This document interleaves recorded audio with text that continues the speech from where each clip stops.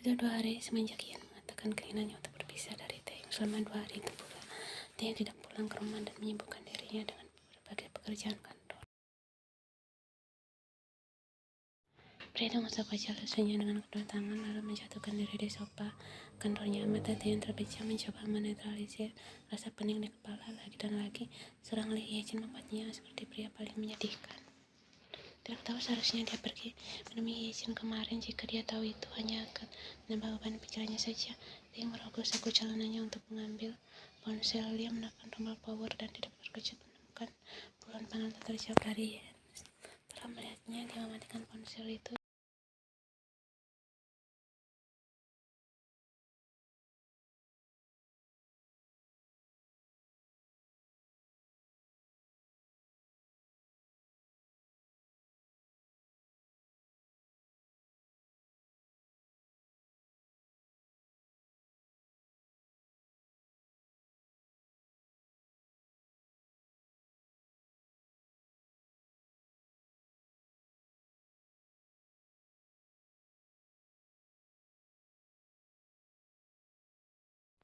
Yen merasa getaran dari ponselnya satu panggilan masuk ke ibunya. Dia pun mengangkat panggilan itu.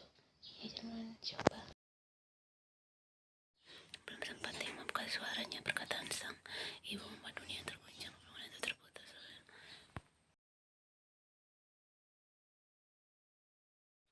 Tiang sempat memberitahukan pada sekretarisnya untuk membatalkan semua janji dengan para klien karena ada urusan mendadak sebelum pria itu mengendarai mobilnya dengan kecepatan penuh.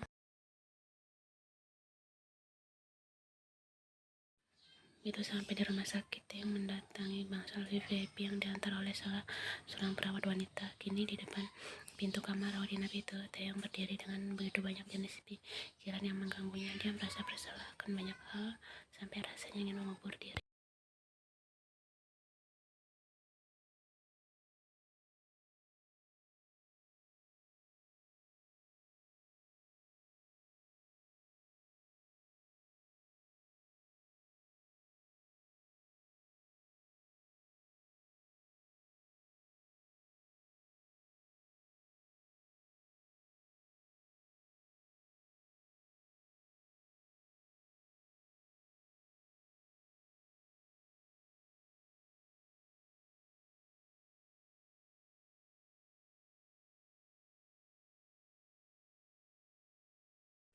Kau sudah datang. Suara itu membuat Taeyong tersadar dari lamunannya.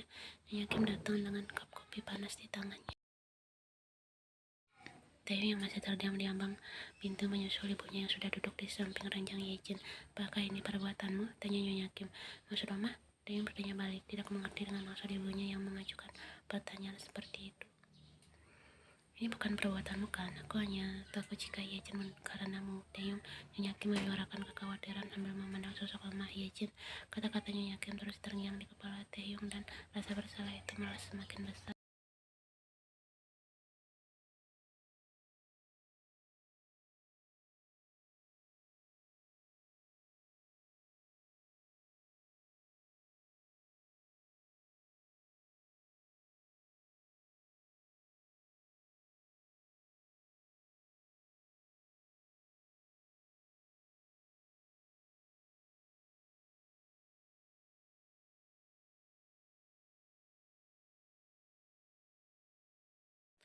Si ayah Tamaran menyambut pria itu. Dia melihat keliling kamar, tidak ada yang berbeda walau dia sudah meninggalkan kamar ini selama 2 hari. Taeyong kembali melangkah menuju saklar lampu di dekat lemari. Dia terkejut bukan main mendapati sosok gadis yang tengah berbaring di ranjangnya dengan mengenakan piyama didot berwarna merah satin sehingga kontras sekali dengan kulit putih pucatnya.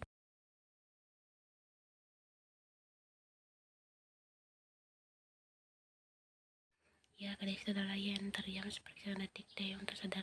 Dia menuju kamar mandi untuk membersihkan dirinya. Setelah selesai, pria yang mengenakan kaos berwarna putih itu berjalan menuju ranjang.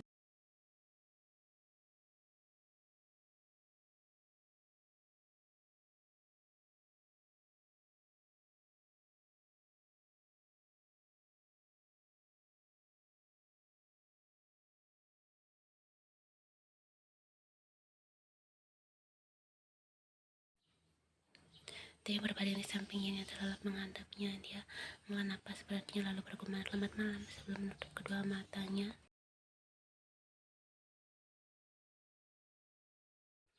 Sinar matahari pagi mengusik tidur pria itu. Dia membuka mata pelan dan tersadar dengan keadaan berbeda dari 2 hari lalu. Kini dia terbangun di kamarnya. Taeyong beranjak dari ranjang setelah meregangkan otot-ototnya yang kaku. Merasa ada yang aneh, dia menoleh ke arah samping dan tidak menemukan sosok gadis yang kemarin malam masih berada di sana.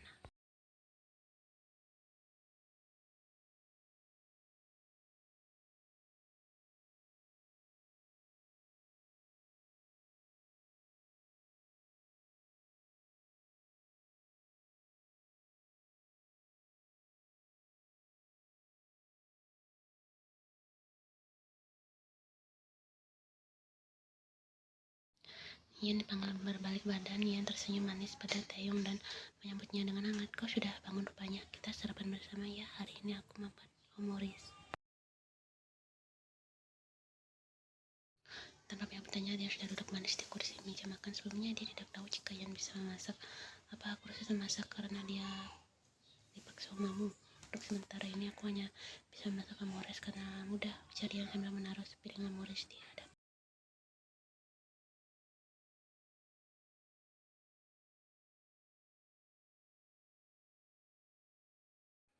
Di mana Jasper? Pertanyaan itu sebenarnya sudah sangat ingat yang tanyakan karena rumah yang terasa sepi dari biasanya. Setelah Ian duduk di kursinya, gadis itu menjawab, dia sedang ikut kegiatan camping dari sekolahnya sejak kemarin dan besok baru akan pulang, jawabnya.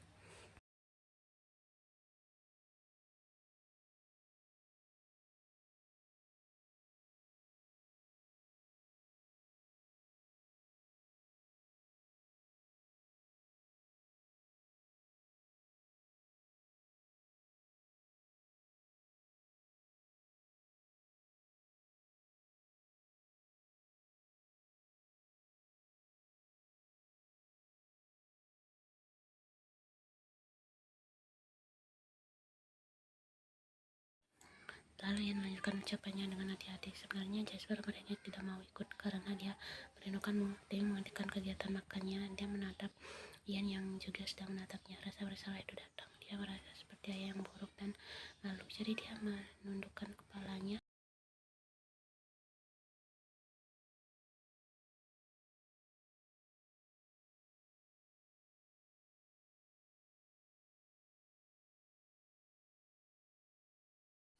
Ian keheranan dengan permintaan maaf Taeyong.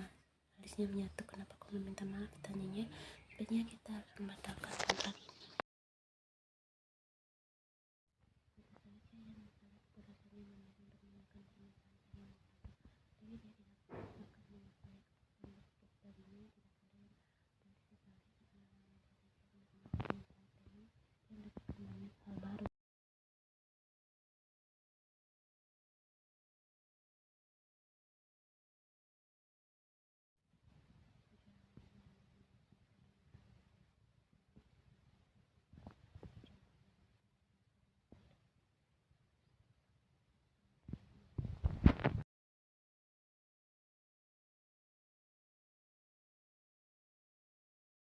Tanpa sadar juga, perasaannya pada pria itu mulai tumbuh. Hanya sebatas rasa kagum, ia tidak berani mengakui lebih. Karena pada akhirnya dia tahu kalau itu hanya akan menyakiti hatinya saja.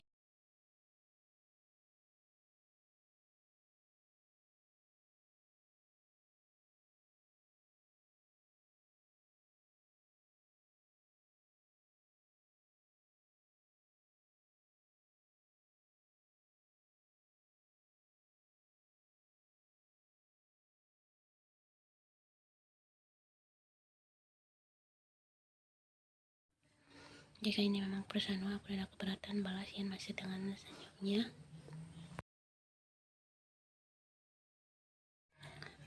Kau tidak perlu minta maaf, kau tidak salah, Taeyong potong Ian. Dan tidak berhak untuk meminta maaf karena pria itu memang tidak salah. Malah Ian merasa terbebani jika Taeyong meminta maaf padanya. Guys, Sabina besok, ucap Ian setelah kegiatan makannya. Baru sadar jika Taeyong terus memperhatikannya dengan tidak kembali menyantap sarapan yang sudah dia buatkan. Kenapa? Tanyanya. Taeyong tersenyum miring. Dia hendak kembali menyantap sarapannya sambil berkata, "Semudah itukah kau menerima keputusanku?" Tanyanya sedikit sarkas. "Ini memang sudah keputusanmu, karena aku tidak berhak memutuskan apapun," balas Yaen.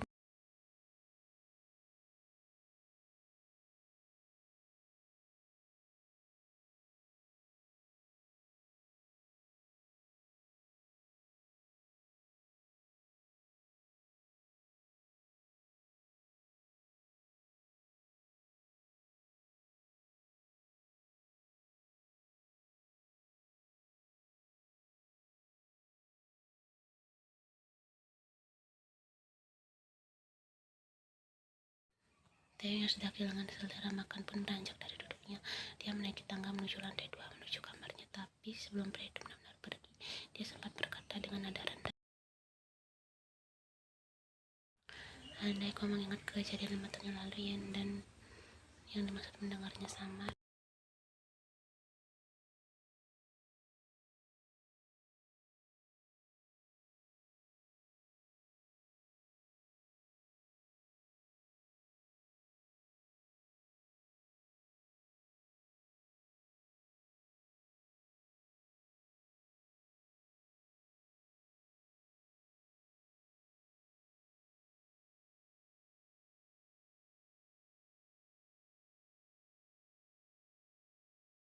Setelah menutup pintu kamarnya, Yan berniat untuk memulai salam perpisahan pada Taeyong. Dia sudah berdiri di depan pintu kamar pria itu dari 15 menit yang lalu, tapi dia masih ragu untuk mengetuknya. Tidak lama setelah itu, Yan mengetuk pintu dan menyesali perbuatannya karena sialnya jantungnya malah berdebar lebih cepat. Taeyong membuka pintu kamarnya dari tampilan pria itu. Sepertinya habis bangun tidur, Taeyong nampak terkejut melihat Yan di depannya.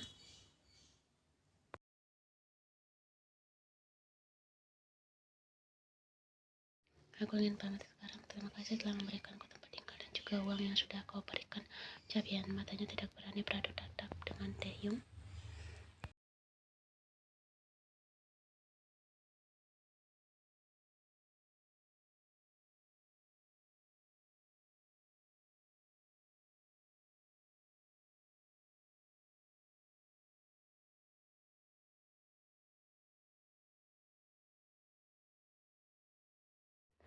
Yan menundukkan kepalanya dengan jemari tangannya yang saling bertautan lagi dan lagi. Dia harus mendengar Taeyong menjadikan Jasper sebagai alasan. Dia tahu jika pria itu hanya menjadikan putranya sebagai alasan untuk bisa dekat dengannya. Bukannya ia terlalu percaya diri, tapi bukankah itu terlihat sangat jelas?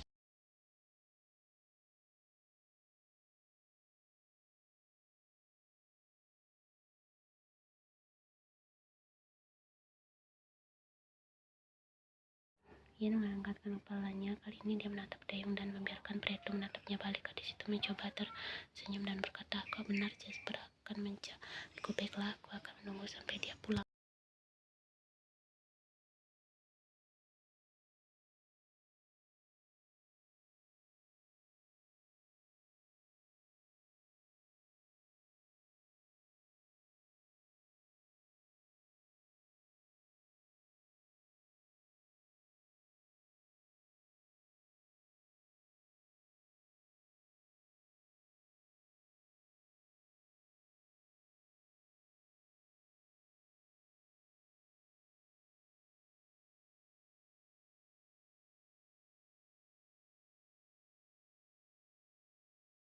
Jasper membuka mulut seperti bocah itu. Selesai cerita, dia ingin memberitahu sesuatu. "Apa Daddy?" timbal Jasper yang duduk di pangkuan ayahnya. Dia menghembuskan napas pelan lalu bicara, "Mami, Yan tidak akan tinggal lagi di sini," katanya sambil mencoba tersenyum. Jasper yang mendengar ucapan ayahnya langsung memasang ekspresi cemberut. Bocah itu bertanya dengan nada sedih, "Memangnya kenapa? Apa karena Jasper nakal?"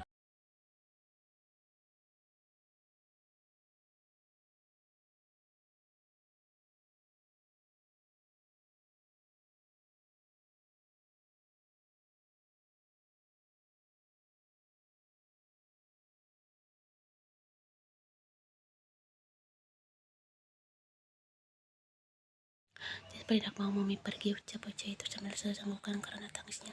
Yan memasang senyum tipisnya. Dia melepas pelukan Jasper lalu menangkupkan wajah bocah itu. Ibu caranya menghapus air mata yang tersisa di pipi Jasper. "Mami janji akan kembali lagi," ucapnya.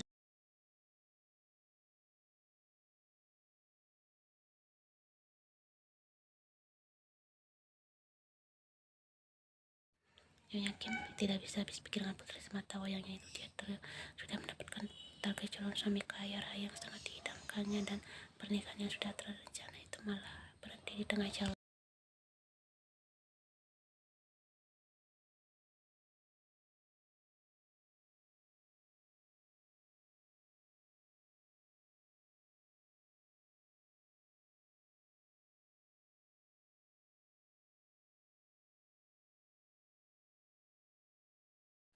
Bisa kau diam? Bentak Ian yang menutup wajahnya menggunakan bantal. Yakin menggelengkan kepalanya melihat Ian yang tampak sedikit kacau setelah kepulangannya kemarin. Berusahalah lebih keras lagi, siapa tahu dia yang berubah pikiran dan menerimamu lagi. Sarannya sebelum menutup pintu kamar, ya.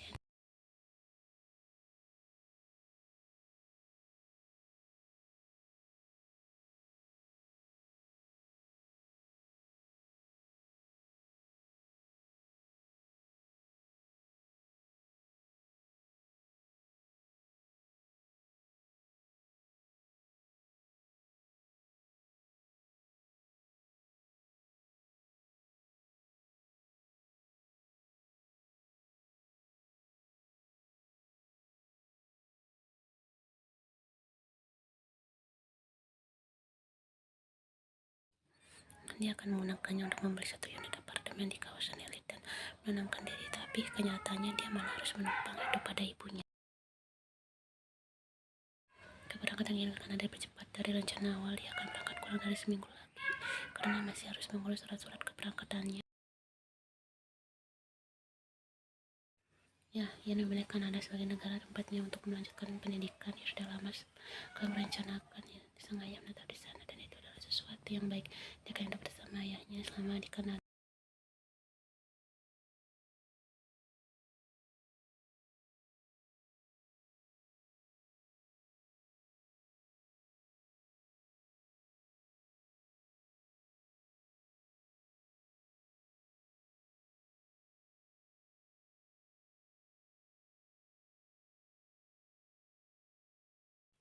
Saat berada di taman, di rumah, taman hiburan, mall, dan lainnya, tidak terasa mereka menghabiskan waktu yang cukup banyak untuk bersama-sama. Jemari tangan Ian yang tengah menggeser layar ponselnya langsung berhenti pada foto seorang pria muncul. Foto itu diambil diam-diam. Foto pria itu adalah Taehyung yang sedang baca koran di sofa ruang tengah dengan kemeja kerjanya. Dia tak ingat kalau ternyata dia masih menyimpan foto itu.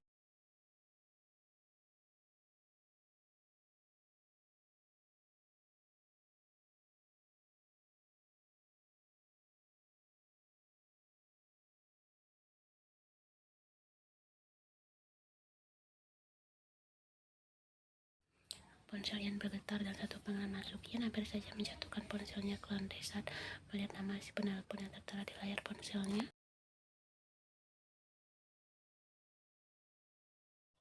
Theo menelpon dan Ian kelabakan sendiri. Dia merasa bodoh sekarang. Kenapa dia harus merasa gugupannya untuk mengangkat panggilan dari pria itu? Lalu dia mencoba menetralkan suaranya agar tidak terdengar seperti orang gugup. Ian hanya dengan mendengar suara pria itu menyebutnya namanya saja sudah membuat jantungnya berdebar. Ya, apa kau punya waktu malam ini?